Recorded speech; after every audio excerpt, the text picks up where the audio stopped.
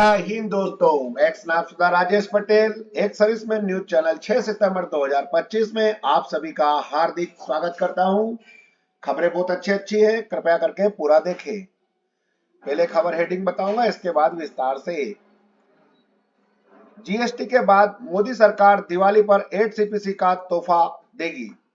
8 CPC में 7 CPC की गलती में सुधार, महासचिव को ज्ञापन। ईएसएम थर्ड ग्रेड टीचर भर्ती पर 4 साल बाद मांग पूरी। एसएलपी वापस, अग्निवीर भर्ती के नाम पर पकड़ा गया जालसाज, 3 लाख ठगे।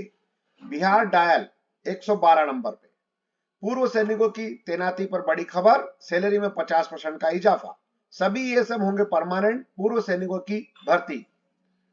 खबर विस्तार से। 8वें वेतन आयोग दिवाली पर खुशखबरी, फिटमेंट फैक्टर, वेतन वृद्धि, पेंशन और लागू होने की तारीख जाने।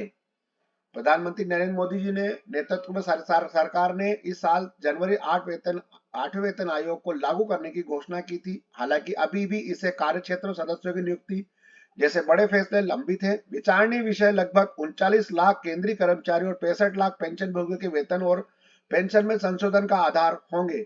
इस बात पर नजर रहेगी कि क्या सरकार दिवाली तक सरकारी कर्मचारियों और पेंशन भोगियों का उत्साह बढ़ाने के लिए फैसले लेती है। इसी हफ्ते सरकार ने जीएसटी की दरें घटाकर सिर्फ 5% से 18% कर दी, जबकि 12% और 28% की स्लैब हटा दी, जिससे दिवाली पर एक ऐतिहासिक तोहफा मिलने की उम्मीद है। जरूरी सामान, इलेक्ट्रॉनिक उपकरण और ऑटोमोबाइल समेत कई एफएमसीजी उपभोक्ता उत्पादों में खपत बढ़ने की उम्मीद है।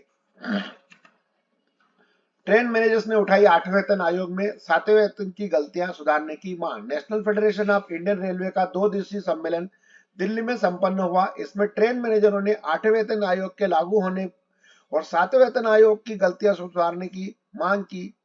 कर्मचारियों ने कहा। नेशनल फेडरेशन के महासचिव डॉक्टर एम रघुवैया और चक्रधरपुर मंडल के सेवानिवृत्त राष्ट्रीय संयुक्त महासचिव शिव रंजन मिश्र को ज्ञापन देकर 8वें वेतन आयोग लागू होने पर 7वें वेतन आयोग की गलतियों को सुधारने की मांग रखी गई है। रेलवे में अभी 8वें वेतन आयोग लागू करने की प्रक्रिया शुरू है। इससे रेल कर्मचारियों पर हर स्तर पर सुधार की मांग कर रहे हैं। एनएफआईआर के दिल्ली सम्मेलन में कर्मचारियों की सुविधा, ड्यूटी में सुरक्षा के साथ रिक्त पदों भरने के कार्य के अनुरूप नए पद का सृजन करने और रेलवे में बोनस की राशि उत्पादन के अनुपात में देने और पुराना पेंशन स्कीम शुरू करने की मांग। 2 दिवसीय सम्मेलन में विभिन्न जून के रेलवे नेताओं ने कई बार उठाए मामले। नेक्स्ट खबर, जयपुर थर्ड ग्रेड टीचर भर्ती में पूर्व सैनिकों को राहत, राज्य सरकार ने वापस ली। एसएलपी सैनिकों ने जताया आभार।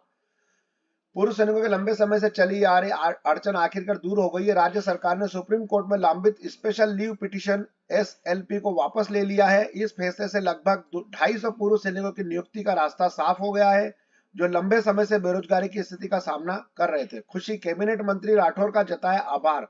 ब्रिगेडियर वीरेंद्र सिंह राठौर ने जानकारी दी कि यह निर्णय सैनिक कल्याण विभाग, संघर्ष समिति और कैबिनेट मंत्री कर्नल राज्यवर्धन सिंह राठौर के लगातार प्रयासों से संभव हो पाया है। उन्होंने बताया कि यह कदम न केवल पूर्व सैनिकों को रोजगार का अवसर देगा, बल्कि उनके परिवार की आर्थिक स्थिति को भी सुरक्षित करेगा।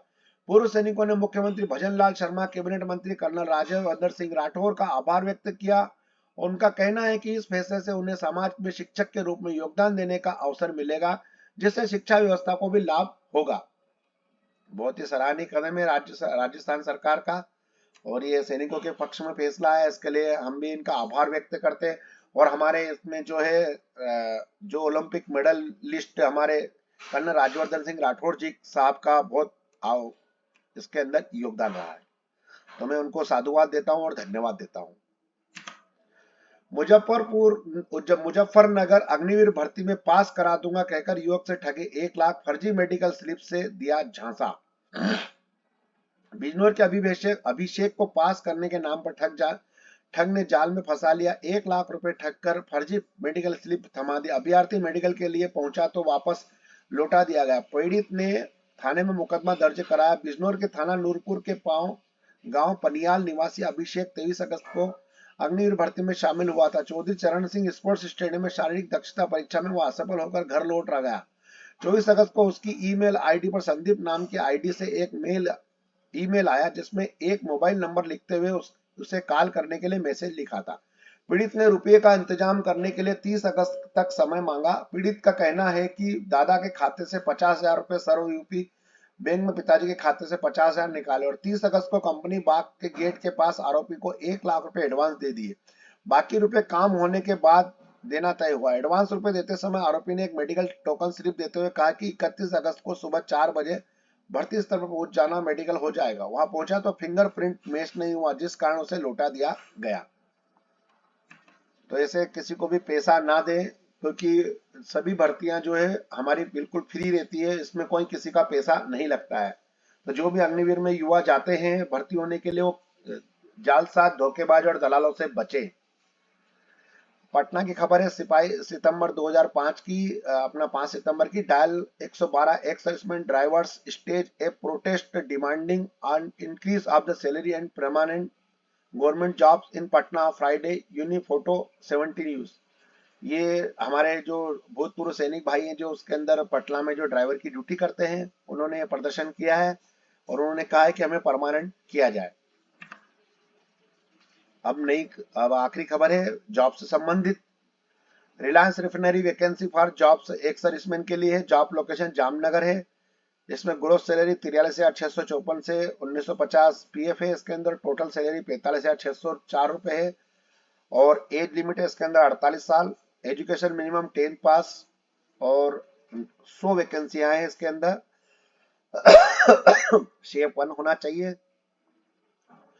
हाइट और हेल्थ भी, और इसके अंदर ड्यूटी जो है, लेकिन ये 12 घंटा है इसलिए लोग जाना नहीं चाहते इसके अंदर। और मैं भी इन्हें चाहूंगा कि जो भी इसमें जाए, वहां पे जो भी अगर फॉर्म भरते हैं तो उनको बोलो कि 8 घंटा ड्यूटी करेंगे भैया, है कि नहीं है। 12 घंटा ड्यूटी बोलना बहुत महंगी पड़ जाती है, इसलिए मैं इसके पक्ष में नहीं हूँ। बाकी आप लोग खुद स्वविवेक से अपना काम कर सकते हैं, और जिसको जरूरी है, जिसको नौकरी की बहुत ही आवश्यकता है, वो इसके अंदर जाए।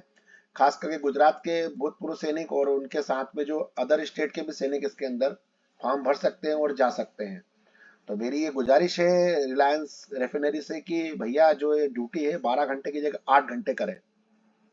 बस दोस्तों, मेरे पास आज खबर यहीं तक थी। आपका दिन शुभ रहे। राम राम। खबर अच्छी लगे तो लाइक और सब्सक्राइब जरूर करें। जय हिंद।